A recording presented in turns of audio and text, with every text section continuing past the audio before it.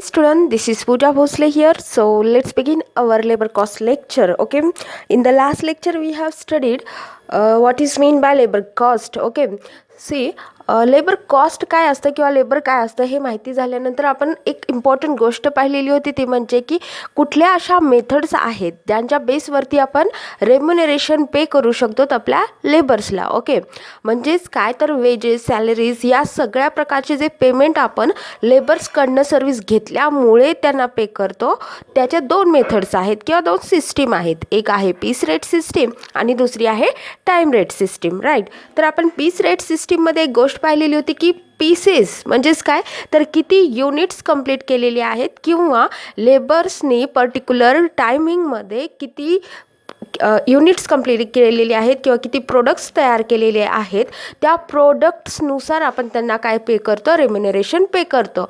For example, एक आपल्याकडे A and बी असे लेबर आहेत. ओके, तर मिस्टर एनी 100 युनिट्स कंप्लीट केलेले असतील किंवा 100 युनिट्स त्या ठिकाणी प्रोड्यूस केले असतील आणि दुसरा आहे आपल्याकडे 80 युनिट्स प्रोड्यूस करणारा आणि आपल्याकडे रेट पर पीस आहे 10 रुपीज. देन त्यांना या पद्धतीनेच रेम्युनरेशन पे केलं जातं. म्हणजे मिस्टर एला किती रेम्युनरेशन द्यावं लागेल किंवा मिस्टर एला वेजेस किती पे करावे लागतील तुम्हाला 1000. ओके, बट मिस्टर बीला तुम्ही कशा पद्धतीने पे करणार या ठिकाणी 800 इतके. येते लक्षात? म्हणजे जितके पीसेस ते प्रोड्यूस करतील, जितके पीसेस ते त्या ठिकाणी तयार करतील, तितक्या पीसनुसार त्यांना काय दिलं जाईल तर त्यांचं रेम्युनरेशन पे केलं जाईल. टाईम रेट सिस्टीममध्ये कशा पद्धतीने पाहिलं होतं आपण, तर इथे टाईम बेसिसनुसार आपण रेम्युनरेशन पे करणार आहोत. डझंट मॅटर की त्यांनी किती युनिट्स या ठिकाणी प्रोड्यूस केलेले असतील. फॉर एक्झाम्पल, हेच आहेत आपल्याकडे मिस्टर ए अँड बी असं कन्सिडर करा. तर मिस्टर एनी एका दिवसामध्ये 8 आवर्स काम केलेलं आहे, तर मिस्टर बीनी एका दिवसामध्ये 10 आवर्स काम केलेलं आपल्याला दिसून येतंय. येतंय लक्षात? सो मिस्टर एला जो की 8 तास काम करतोय, याला सुद्धा आपल्याला काय करावं लागेल, दोघांनाही रेम्युनरेशन पे करावं लागेल. तर इम्पॉर्टंट काय आहे या ठिकाणी, काय असणं गरजेचं आहे तर रेट पर आवर किंवा रेट पर डे, जितका की तुम्ही टाईम त्या ठिकाणी ठरवणार आहात पे करण्यासाठी, त्यानुसार आपण त्या ठिकाणी काय करणार आहोत तर रेट घेणार आहोत. सो आपल्याकडे आहे की 10 रुपीज पर आवर. ओके, काय आहे 10 रुपीज पर आवर असं आपल्याकडे काय आहे तर रेट आहे. सो काय यांचं रेम्युनरेशन कशा पद्धतीने घेता येईल, 8 × 10. Okay, 8 × what 10. का तर रेट पर युनिट आपल्याला घ्यावं लागेल, सॉरी रेट पर आवर या ठिकाणी घ्यावं लागेल. टाईम रेट सिस्टीममध्ये काय इम्पॉर्टंट आहे, रेट पर आवर. ओके, म्हणजे ज्या पद्धतीने किंवा जो टाईम तुम्ही कन्सिडर करताय त्याचा प्रत्येक आवरचा किंवा प्रत्येक डेचा टाईम तुम्हाला कन्सिडर करणं गरजेचं आहे. तर आपण आवर बेसिसवरती घेतले, त्यामुळे 8 तास काम करण्यासाठी मिस्टर एला किती रेम्युनरेशन मिळणार आहे, 80 रुपीज. ओके, तर या ठिकाणी मिस्टर बीला काय मिळणार आहे तर 10 × 10 = what 100. ओके, तर अशा पद्धतीने रेम्युनरेशन पे केलं जातं इन टाईम रेट सिस्टीम. पण या ठिकाणी पहा की आपण रेम्युनरेशन तर यांना दोघांना आपण पे करतोय जसं आपल्याकडे डिसाइडेड आहे त्या पद्धतीने. बट जर एखादा एम्प्लॉई असेल, एखादा लेबर असेल, तो ठरलेल्या वेळेपेक्षा कमी वेळेमध्ये एखादं काम कंप्लीट करत असेल, देन त्याला त्या ठिकाणी प्रोत्साहित करणं गरजेचं आहे. किंवा एखादा आपल्याकडे लेबर आहे तर तो दिवसाला 100 युनिट्स कंप्लीट करणं आपल्याकडे नेसेसरी असताना 120 युनिट्स प्रोड्यूस करत असेल, तर त्या ठिकाणी त्याला प्रोत्साहित करणं, बक्षीस देणं बनतं. राईट, म्हणजे हे त्यांना बक्षीस म्हणून किंवा मोटिवेशन म्हणून काहीतरी इन्सेंटिव्ज देणं गरजेचं असतं. तर तेच इन्सेंटिव्ज कशा पद्धतीने दिलं जावं, याच इन्सेंटिव्हला तुम्ही बोनस म्हणता. येते लक्षात? तर बोनस कशा पद्धतीने आणि कोणत्या लेबरला दिलं जावं हे या ठिकाणी आपण पाहणार आहोत. त्यालाच काय म्हटलं जातं, इन्सेंटिव्ह प्लान. Incentive plan. आपण हे देखील पाहिलेलं आहे की कुठल्या पद्धतीचे इन्सेंटिव्ह प्लान्स आपल्याकडे आहेत. येते लक्षात. इन्सेंटिव्ह प्लान म्हणजे काय, तर मोटिवेट करण्यासाठीचे प्लान. आपल्याकडे जे लेबर काम करत आहे, जे योग्य पद्धतीने काम करतात, त्यांना मोटिवेट करण्यासाठी काहीतरी आपल्याकडे प्लॅनिंग्स असली पाहिजेत. बघा या ठिकाणी मॉनिटरी आणि नॉन मॉनिटरी या पद्धतीचे प्लान्स असतात. अँड नॉन मॉनिटरी म्हणजे जे पैशाच्या रूपात असणारे आणि पैशाच्या रूपात नसणारे. येते लक्षात.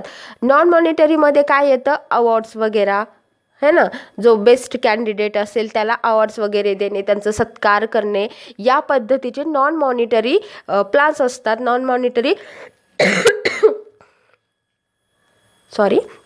नॉन मॉनिटरी देखील या ठिकाणी काय असतात, थिंग्स असतात, ज्याच्या बेसवरती तुम्ही काय करू शकता, आपल्याकडे असलेल्या एम्प्लॉईजला प्रोत्साहित करू शकता. बट मॉनिटरी टर्म्स असतात. त्याचबरोबर मॉनिटरी टर्ममध्ये सुद्धा आपण काय करू शकतो, मोटिवेट करू शकतो. आणि मॉनिटरी टर्ममध्ये केलेलं मोटिवेशन हे कसं असतं, कधी पण नॉन मॉनिटरी टर्म रिवॉर्ड्सपेक्षा किंवा नॉन मॉनिटरी थिंग्सपेक्षा बेटर जातं. येते लक्षात. नॉन मॉनिटरीमध्ये तुम्ही काय करू शकता, तर त्यांना बोनस पे करू शकता. बोनस पे कराल तर ते ॲटोमॅटिकली काय करणार आहेत, तर एक्स्ट्रा वर्क करण्याचा प्रयत्न करतील. पर्टिक्युलर टायमिंगमध्ये, पर्टिक्युलर युनिट्समध्ये ते काय करतील, तर एक्स्ट्रा काम करण्याचा प्रयत्न करतील. म्हणून आपण काय करतो, तर त्यांना इन्सेंटिव्ह पे करण्याचा प्रयत्न करतो. तर आपल्याकडे असलेल्या खूप साऱ्या लोकांनी, जे की इकॉनॉमिस्ट होते, त्याचबरोबर इंडस्ट्रियलिस्ट होते, स्वतः बिझनेसमॅन होते, अशा लोकांनी खूप सारे प्लान्स प्रिपेअर केलेले आहेत, खूप सारे प्लान्स बनवलेले आहेत. ओके.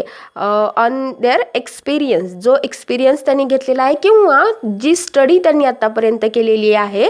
तर कोणी स्टडीच्या बेसिसवरती प्लान्स घेतलेले आहेत, तयार केलेले आहेत, कोणी स्वतःच्या एक्सपिरियन्सवरती प्लान्स तयार केलेले आहेत.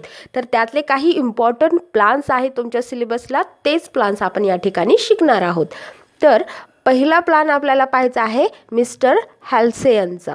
ओके. तर हा जो प्लान आहे, या प्लानना हॅल्से प्रीमियम प्लान असं देखील म्हटलं जातं. ओके. तर हा एक प्लान आहे. अँड दुसरा आहे रोवन. तर हे जे प्लान आहे ते अत्यंत इम्पॉर्टंट प्लान मानले जातात. हे सेपरेटली का सांगते, कारण हे पर्टिक्युलरली डिपेंड करतात आपल्या टाईम रेट सिस्टीमवरती. ओके. त्याच्यामुळे यांना थोडंसं आपण डिफरंटली ट्रीट करतोय. देन थर्ड वन आहे, त्याच्या नावातनंच तुम्हाला कळेल की हा कुठल्या बेसिसवरती आहे. तर टेलर्स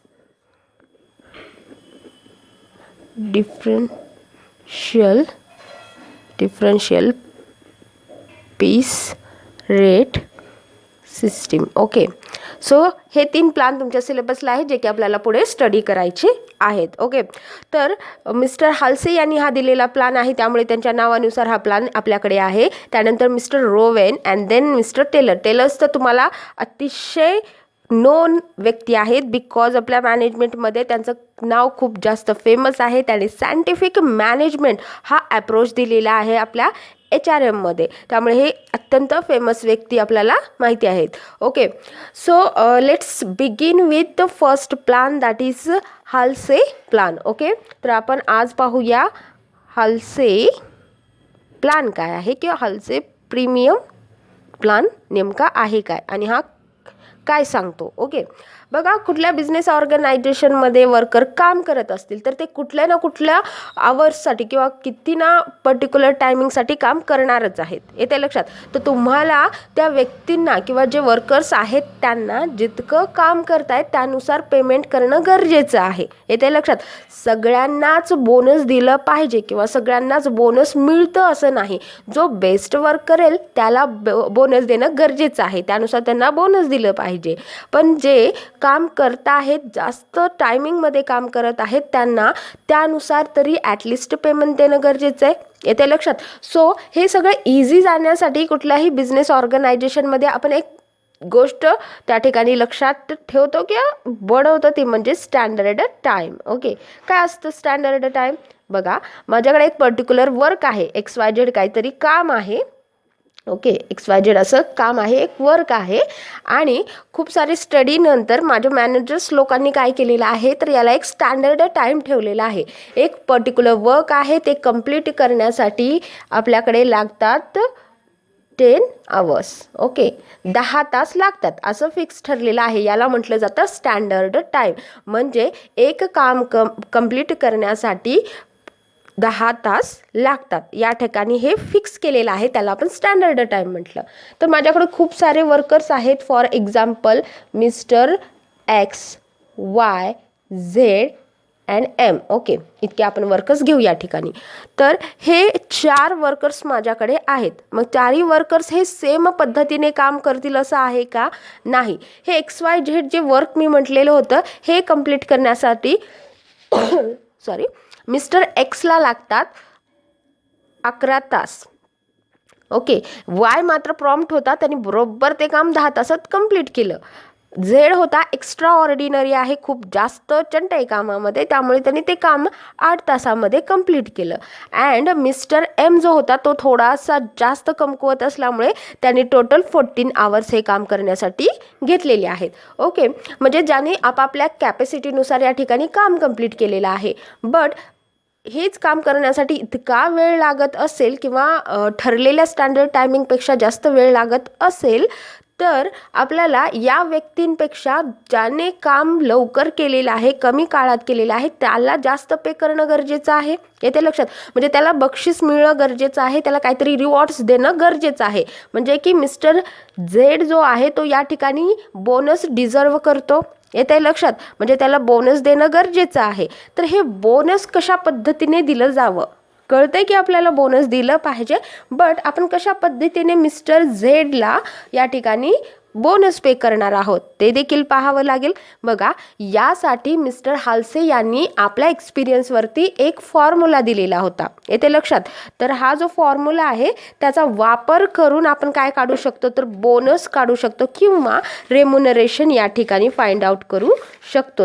एक गोष्ट या ठिकाणी लक्षात घ्यायचं आहे, हा जो प्लॅन आहे मिस्टर F.A. हॅल्सी यांनी 1891 मध्ये इंट्रोड्यूस करून दिलेला होता. ओके, हे JK साठी तुम्हाला माहिती असणं गरजेचं आहे.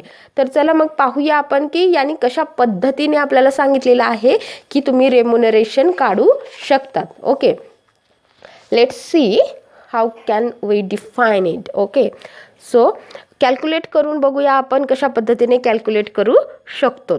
बघा, जो पण व्यक्ती काम करतोय, येते लक्षात? आता आपण पाहिलेलं होतं XYZ.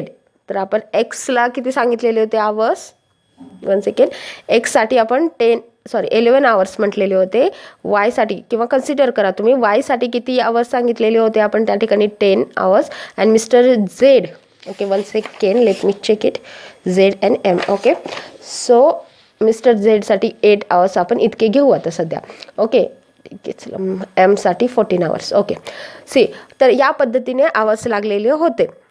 आपल्याकडे रेट पर आवर आहे. रेट पर आवर आपण कन्सिडर करू. रेट पर आवर या ठिकाणी 10 रुपीज सिम्पल घेऊया आपण, जेणेकरून 10 रुपीज, जेणेकरून आपल्याला फाइंड आउट करण्यासाठी आणि तुम्हाला समजण्यासाठी इझी जाईल. ओके, तर बघा, या पद्धतीने 10 रुपये पर आवरचा रेट आपल्याकडे आहे. जो व्यक्ती जितकं काम करेल त्यानुसार त्याला बेसिक वेजेस किंवा बेसिक रेम्युनरेशन तर पे करावं लागेल, है ना? बेसिक रेम्युनरेशन जे की नॉर्मली सगळ्यांना मिळालं पाहिजे, ते रेम्युनरेशन तर या ठिकाणी पे करावं लागेल. येते लक्षात? आता बेसिक रेम्युनरेशन काढण्यासाठी आपल्याकडे फॉर्म्युला काय होता, मी ऑलरेडी शिकवलंय किंवा सांगितलेलं आहे तुम्हाला. येते लक्षात? तर तो बेसिक किंवा आपला जो अर्निंग आहे, त्याचा जो बेसिकल अर्निंग आहे ते काढण्यासाठी आपल्याकडे फॉर्म्युला काय आहे, तर time rate into time taken. येते लक्षात? किंवा तुम्ही याला असं म्हणू शकता की rate per hour into actual time taken. Okay, तर ॲक्च्युअलमध्ये त्यांनी किती टाइम घेतलेला आहे काम करण्यासाठी इंटू रेट पर आवर किती दिलेला आहे आपल्याकडे ते बघणं गरजेचं आहे. येते लक्षात. म्हणजे आपल्याकडे सध्या युनिट किती आहेत, आवरनुसार युनिट आहेत, त्यानुसार आपण प्राईस घेणार आहोत. येते लक्षात. त्यानुसारच प्राईस दिलेली पण असते प्रॉब्लेममध्ये. सो यानुसार आपण काय करू, सुरुवातीला X, Y, Z and mister M यांचं बेसिक रेम्युनरेशन काढून घेऊ. येते लक्षात. म्हणजे काय तर मिस्टर एक्सने 11 तास काम केलेले आहेत. Okay, rate per unit fix आहे आपला 10 रुपीज इंटू 11 तास काम केलेलं आहे. म्हणजे त्याचं बेसिक रेम्युनरेशन काय होईल, मी या ठिकाणी असं युनिट लिहिते जेणेकरून तुम्हाला ही प्रॉब्लेम नाही होणार. सो 11 इंटू 10 किती येईल, 110. ओके, इतकं काय आहे त्याचं बेसिक रेम्युनरेशन होऊन जाईल. मिस्टर वायने किती तास काम केलेले आहेत, 10 आवर्स काम केलेले आहेत इंटू युनिट किती, आपलं रेट किती आहे 10 रुपीज. ओके, हे काय होईल 100. सो झेडचं बघूया आपण. झेडने किती तास काम केलेले आहेत, 8 तास काम केलेले आहेत. रेट पर आवर किती आहे 10, इट मीन्स 80. ओके, देन एमने किती 14 तास काम केलेले आहेत. रेम्युनरेशन रेट किती आहे 10. ओके, हे मागं पुढे झालं, एवढं काही कन्फ्यूज होण्यासारखं नाही आहे. 140. बघा, हे बघितल्यानंतर तुमच्या एक गोष्ट क्लिअरली लक्षात येते की जो जितके वेळ काम करतोय, जितकं जास्त टाईम, जितके जास्त आवर काम केलेलं आहे त्याला तितके जास्त रेम्युनरेशन मिळालेलं आहे. मग लवकर काम केलेल्याला बक्षीस कुठं आहे ना, त्याला तर कमी रेम्युनरेशन मिळाले, 80 मिळालेलं आहे. येते लक्षात. मग या ठिकाणी बोनस पे केलं जातं. जो चांगलं काम करेल तो जास्त बोनस मिळवेल. या ठिकाणी मी तुम्हाला व्यवस्थित ही गोष्ट क्लिअर करून सांगेल. या ठिकाणी मिस्टर एक्सने किती आवर्स काम केलेलं आहे 11. म्हणजे स्टँडर्ड टाईम किती सांगितला होता तुम्हाला मी, स्टँडर्ड टाईम आपण जो डिसाईड केला होता तो किती होता, स्टँडर्ड टाईम आपण या ठिकाणी डिसाईड केलं होतं 10 आवर्स. मग 10 तासापेक्षा त्यांनी 1 तास जास्त घेतलेला आहे, याला बोनस देण्याची गरज नाही. वाय आपल्याकडे आहे 10 तास काम करायला पाहिजे होतं, 10 तास त्यांनी काम केलेलं आहे, याला देखील बोनस देण्याची गरज नाही.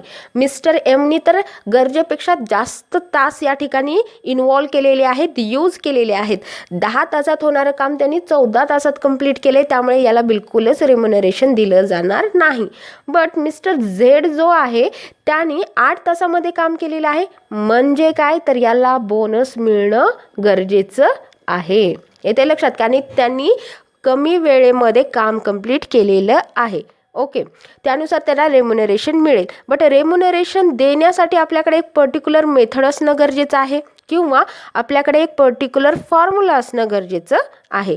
तर मिस्टर हल्से, कोण, मिस्टर हल्से यांनी या ठिकाणी बोनसचा फॉर्म्युला दिलेला आहे. म्हणून ही मेथड काय आहे, वेगळी मेथड आहे. प्रत्येक मेथडमध्ये फक्त बोनसचा फॉर्म्युला आपल्याला वेगळा पाहायला मिळेल.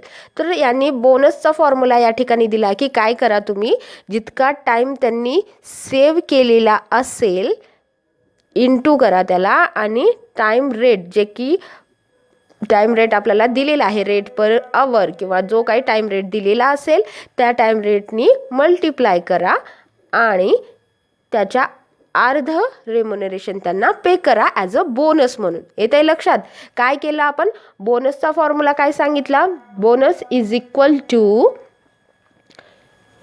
50% ऑफ, कशाच्या 50%, time saved into time rate, जो कोणता प्रॉब्लेममध्ये रेट दिलेला आहे तो, यांचं मल्टिफिकेशन करा आणि त्याच्या 50% तुम्ही बोनस म्हणून पे करा.